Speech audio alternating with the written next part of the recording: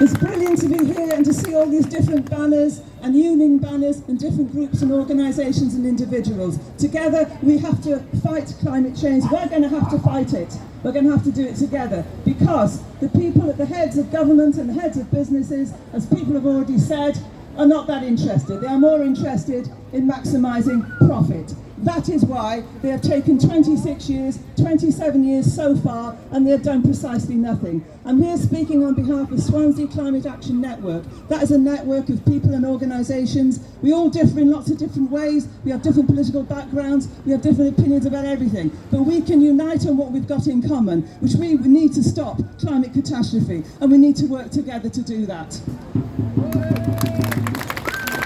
So I hope that people will invite speakers to their workplaces, they'll invite people to their union meetings, because we need to get the fight to stop climate catastrophe together with the fight against the cost of living crisis, because the same problem is applied to both. The future is being destroyed because the heads of industry and government are putting profit first. And the present is being destroyed for many people for exactly the same reason. I heard a Tory MP on the radio yesterday likening digging up coal and digging up oil to digging up gold.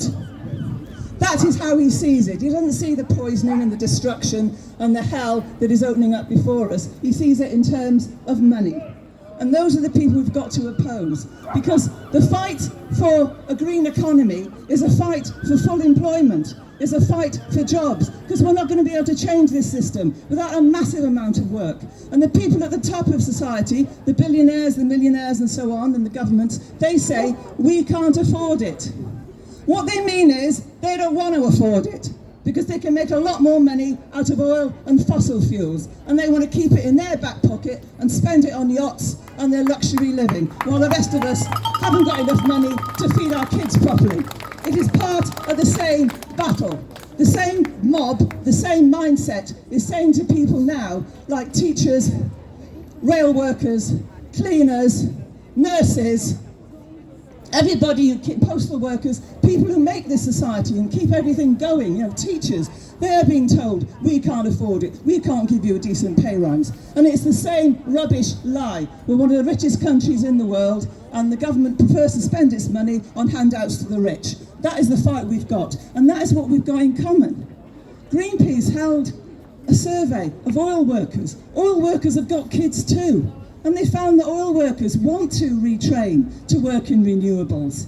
Yeah, that's what we've got in common, and we need to unite on that front. We need to get down to those picket lines. We need to get climate change an issue in our unions and on the picket lines and all the rest of it, because look at it. To transform this society, we're going to have to build massive changes. We need to insulate the houses. We need to renovate the 1 million empty homes that are in Britain as we speak. We need to make turbines, lagoons. We need to get a public transport system, that actually works. And that means people's jobs. And the government could do that tomorrow. We need buses, trams, trains, run on electric, made by renewables to stop this catastrophe.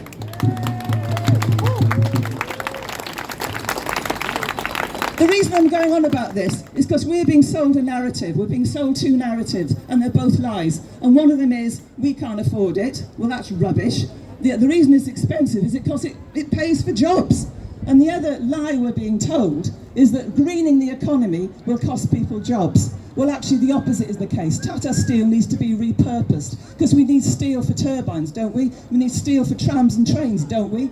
And all those things need to be properly staffed, and that means jobs for people. At the moment, we've got teams of volunteers trying to clean up the ocean, doing litter picking on a Saturday. That could be people's jobs, actually undoing the damage that has already been done. That could be funded, unionised jobs, cleaning up the mess that we're in. In agriculture, that could be a labour-intensive way of producing food and so on, instead of the horrible chemical rich and cruel methods that we have at the moment. So the fight for climate, the fight to stop climate catastrophe is the fight for jobs, for a fully employed economy, and it's the fight against poverty. And therefore, we have natural allies. We have differences between people, but we can unite on that. We can get down onto the picket lines. We can talk about last point. The heads of government and the heads of business, these billionaires, these masters of the world, the masters of the universe, how do we get them to change their minds?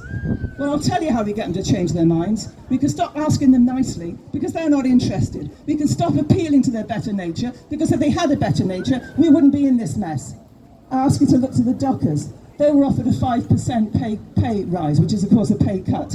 And what did they do? They caused disruption. They withdrew their labour power. They went on strike, and they've recently been offered 18%. So the people at the top of society, exactly, the people at the top of society who say we can't afford it, if we cause enough disruption, if we cause enough solidarity, if we get together and organise, we can cause enough disruption. Well, not only they can afford it, they'll damn well have to.